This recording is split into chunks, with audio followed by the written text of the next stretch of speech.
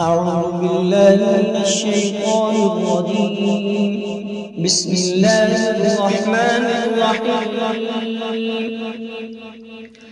الحمد لله الذي أنزل على عبده الكتاب ولم يجعل له عوجا قيما لينذر بأسا شديدا من لدنه ويبشر المؤمنين الذين يعملون الصالحات أن لهم أجرا حسنا ماكثين فيه أبدا وينذر الذين قالوا اتخذ الله ولدا ما لهم به من علم ولا لآبائهم كبرت كلمة تخرج من أفواههم يقولون إلا كذبا فلعلك باخع نفسك على آثارهم إن لم يؤمنوا بهذا الحديث أسفا إنا جعلنا ما على الأرض زينة لها لنبلوهم أيهم أحسن عملا وإنا لجاعلون ما عليها صعيدا جرزا أم حسبت أن أصحاب الكهف والرقيم كانوا من آياتنا عجبا إذ أوى الفتية إلى الكهف فقالوا ربنا آتنا من لدنك رحمة وهيئ لنا من أمرنا رشدا فضربنا على آذانهم في الكهف سنين عددا ثم بعثناهم لنعلم أي الحزبين أحصى لما لبثوا أمدا نحن نقص عليك نبأهم بالحق إنهم فتية آمنوا بربهم وزدناهم هدى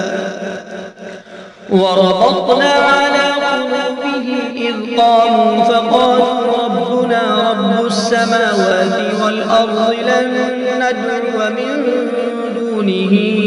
إلها لقد قلنا إذا شططا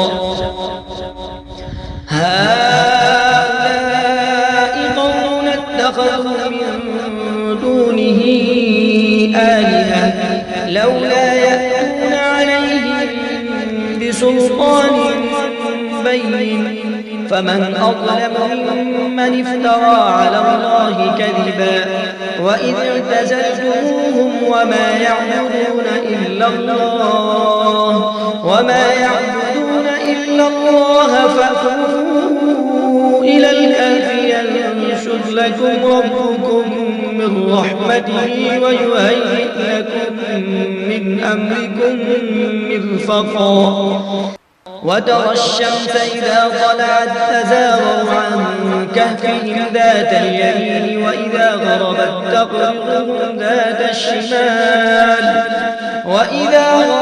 تقرضهم ذات الشمال وهم في فجوة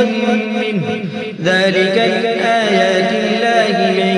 يهد الله فهو المهتد ومن يضلل فلن تجد له وليا مرشدا وتحسبهم أيقاظا وهم رقود ونقلبهم ذات اليمين وذات الشمال وكلبهم باسط ذراعيه بالوصيد لو اطلعت عليهم لوليت منهم فرارا ولملئت منهم رعبا وكذلك بعثناهم ليتساءلوا بينهم قال قائل منهم كم لبثتم قالوا لبثنا يوما أو بعض يوم قالوا ربكم أعلم بما لبثتم فابعثوا أحدكم بورقكم هذه إلى المدينة هذه إلى المدينة فلينظر أيها أزكى طعاما فليأتكم برزق منه وليتلطف ولا يشعرن بكم أحدا إنهم إن يظهروا عليكم يرجموكم أو يعيدوكم في ملتهم ولن تفلحوا إذا أبدا وكذلك أعثرنا عليهم ليعلموا أن وعد الله حق وأن الساعة لا ريب فيها إذ يتنازعون بينهم أمرهم فقالوا عليهم بنيانا ربهم أعلم بهم قال الذين غلبوا على أمرهم لنتخذن عليهم مسجدا سيقولون ثلاثة رابعهم كلبهم ويقولون خمسة سادسهم كلبهم رجما بالغيب ويقولون سبعة وثامنهم كلبهم قل ربي أعلم بعدتهم ما يعلمهم إلا قليل فلا تمار فيهم إلا مراء ظاهرا ولا تستفت فيهم منهم أحدا ولا تقولن لشيء إني فاعل ذلك غدا إلا أن يشاء الله واذكر ربك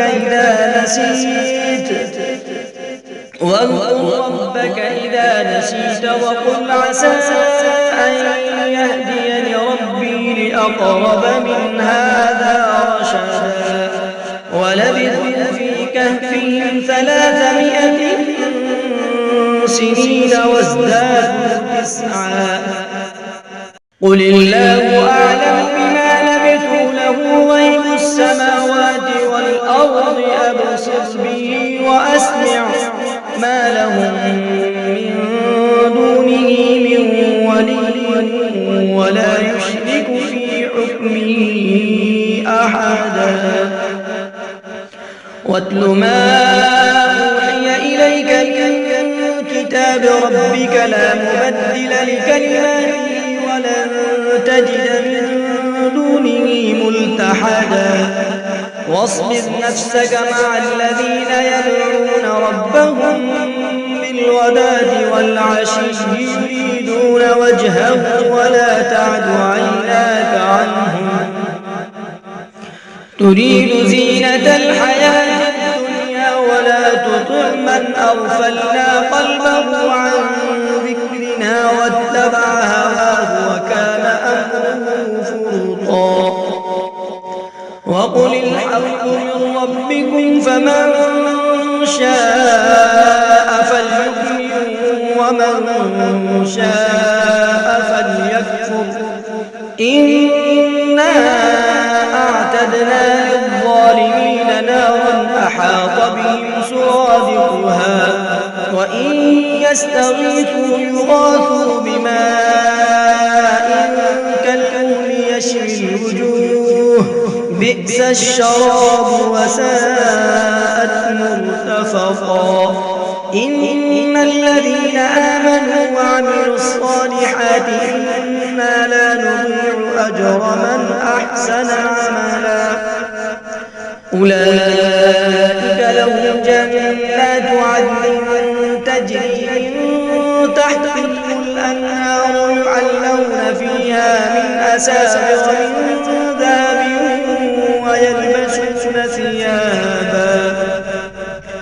ويلبسون ثيابا خضرا من سندس واستبرق متكئين فيها على الأرائك نعم الثواب وحسنت مرتفقا نفقا واضرب لهم مثلا رجلين جعلنا لأحدهما جنتين من أعناب وحففناهما بنخل وجعلنا بينهما زرعا كلتا الجنتين آتت أكلها ولم تظلم منه شيئا وفجرنا خلالهما نهرا وكان له ثمر فقال لصاحبه وهو يحاوره أنا أكثر منك مالا وأعز نفرا ودخل جنته وهو ظالم لنفسه قال ما أظن أن تبيد هذه أبدا وما أظن الساعة قائمة ولئن رددت إلى ربي لأجدن خيرا منها منقلبا قال له صاحبه وهو يحاوره أكفرت بالذي خلقك من تراب ثم من نطفة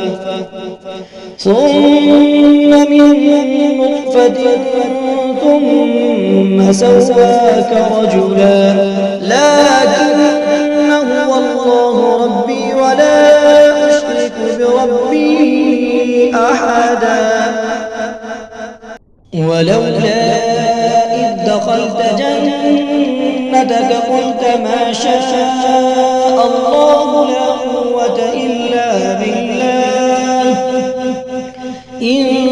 ترني أنا أقل منك مالا وولدا فعسى ربي أن يؤتيني خيرا من جنتك ويرسل عليها حسبانا من السماء فتصبح صعيدا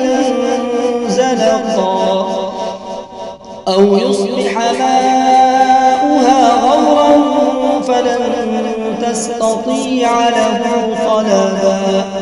وأحيط بثمره فأصبح يقلب كفيه على ما أنفق فيها وهي خاوية على عروشها ويقول يا ليتني لم أشرك بربي أحدا ولم تكن له فئة ينصرونه من دون الله وما كان منتصرا هنالك الولاية لله الحق هو خير ثوابا وخير عقبا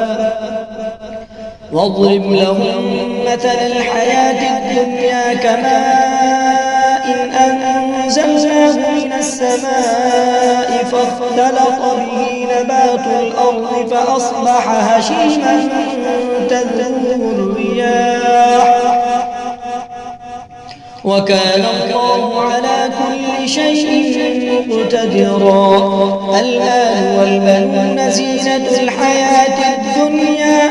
والباقيات الصالحات خير عند ربك ثوابا وخير أملا ويوم نسير الجبال وترى الأرض بارزة وحشرناهم فلم نغادر منهم أحدا وعرضوا على ربك صفا لقد جئتمونا كما خلقناكم أول مرة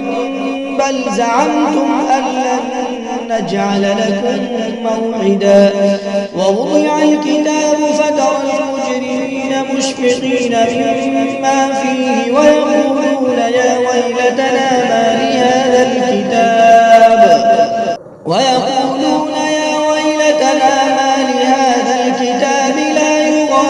صغيرة ولا كبيرة إلا أحصاها ووجدوا ما عملوا حاضرا ولا يظلم ربك أحدا وإذ قلنا للملائكة اسجدوا لآدم فسجدوا إلا إبليس كان من الجن ففسق عن أمر ربه أفتتخذونه وذريته أولياء من دوني وهم لكم عدو بئس للظالمين بدلا ما أشهدتهم خلق السماوات والأرض ولا خلق أنفسهم وما كنت متخذ المضلين عضدا ويوم ينادوا شركائي الذين زعمتم فدعوهم فلم يستجيبوا لهم وجعلنا بينهم موبقا ورأى المجرمون النار فظنوا أنهم مواقعوها ولم يجدوا عنها مصرفا ولقد صرفنا في هذا القرآن للناس من كل مثل وكان الإنسان أكثر شيء جدلا وما منع الناس أن يؤمنوا إذ جاءهم الهدى ويستغفروا ربهم إلا أن تأتيهم سنة الأولين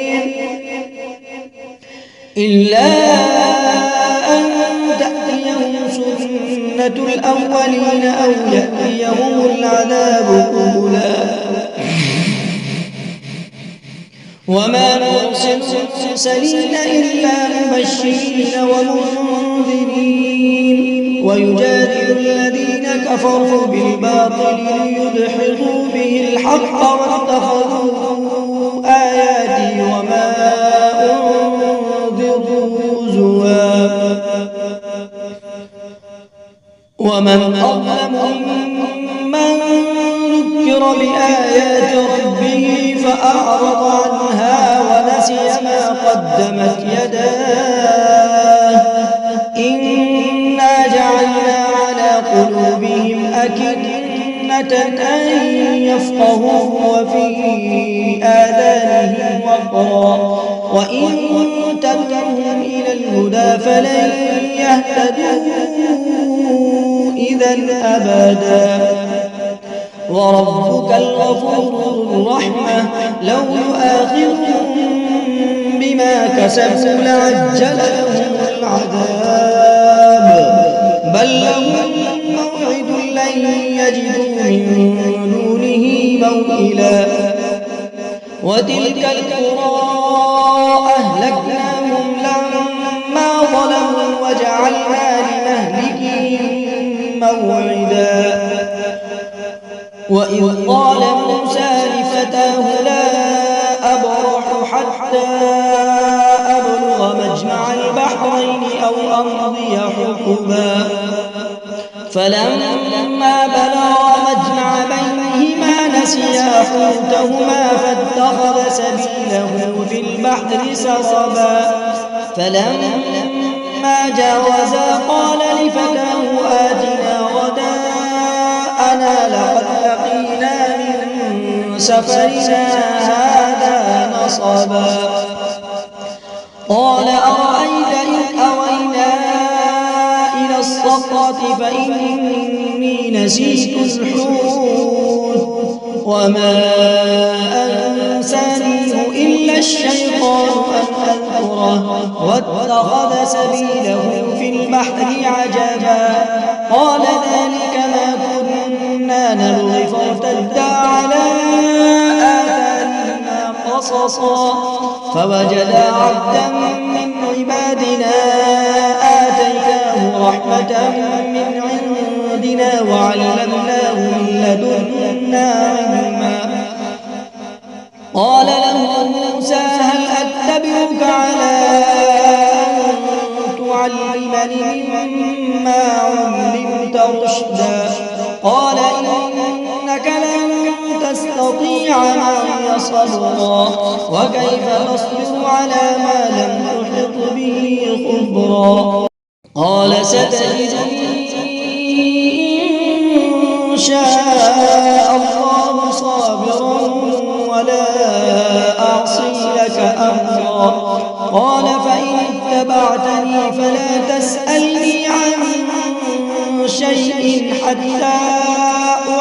لك منه ذكرا فانطلقا حتى إذا ركبا في السفينة خرقها قال أخرقتها لتغرق أهلها لقد جئت شيئا إمرا قال ألم أقل إنك لن تستطيع معي صبرا قال لا تؤاخذني بما نسيت ولا ترهقني من أمري يسرا فانطلقا حتى إذا لقيا غلاما فقتله قال أقتلت نفسا زكية بغير نفس لقد جئت شيئا نكرا قال ألم أقل لك إنك لن تستطيع معي صبرا قال إن سألتك عن شيء بعدها فلا تصاحبني قد بلغت من لدني عذرا فانطلقا حتى إذا أتيا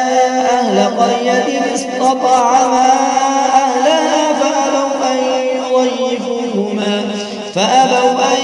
يضيفوهما فوجدا فيها جدارا يريد أن ينقض فأقامه قال لو شئت لاتخذت عليه أجرا قال هذا فراق بيني وبينك سأنبئك بتأويل ما لم تستطع عليه صبرا أما السفينة فكانت لمساكين يعملون في البحر فأردت أن أعيبها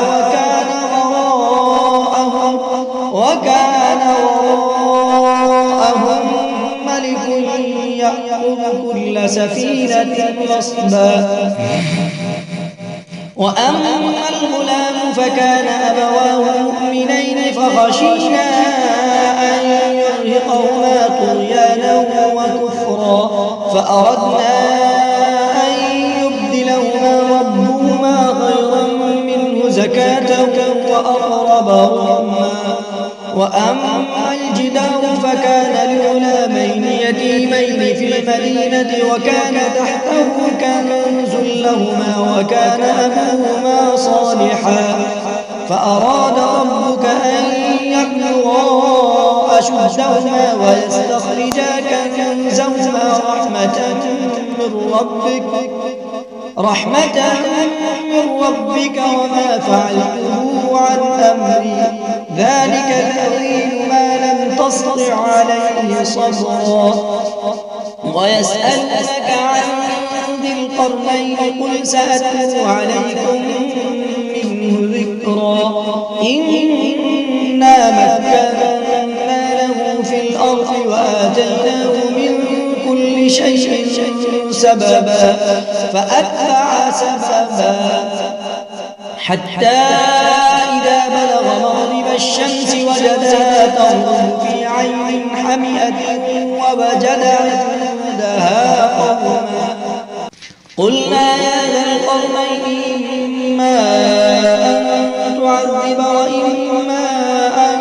تتخذ فيهم حسنا قال أما من ظلم فسوف نعذبه ثم يرد إلى ربه فيعذبه عذابا نكرا وأما من آمن وعمل صالحا فله جزاء الحسنى وسنقول له من أمرنا يسرا ثم أتبع سببا حتى إذا بلغ مطلع الشمس وجدها تطلع على قوم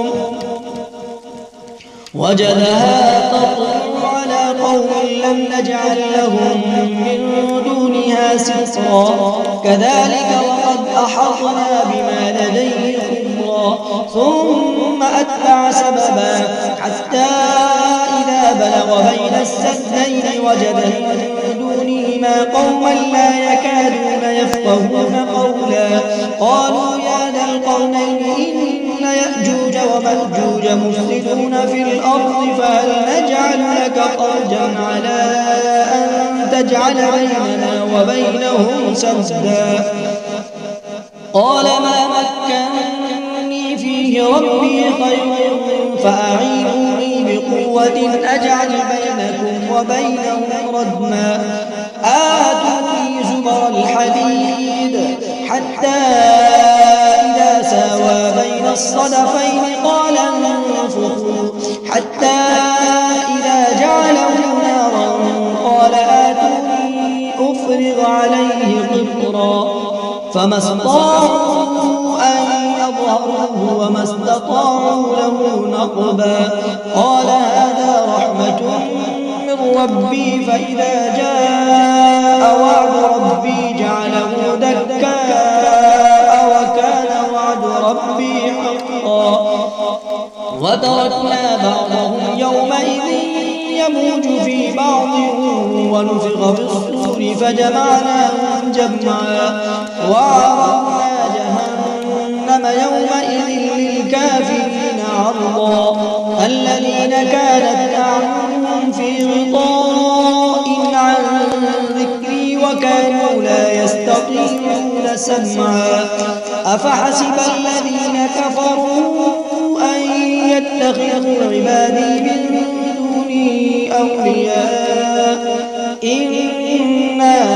أعتدنا جهنم للكافرين نزلا قل هل ننبئكم بالأخسرين أعمالا الذين ضل سعيهم في الحياة الدنيا وهم يحسبون أنهم يحصنون سنعا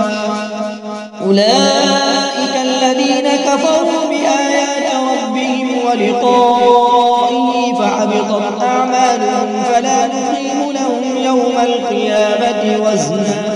ذلك جزاؤهم جهنم بما كفروا واتخذوا آياتي ورسلي هزوا إن الذين آمنوا وعملوا الصالحات كانت لهم جنات الفردوس نزلا خالدين فيها لا يبغون عنها حولا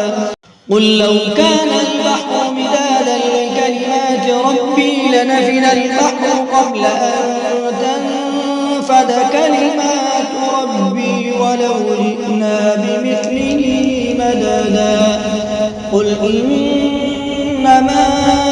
أنا بشر مثلكم يوحى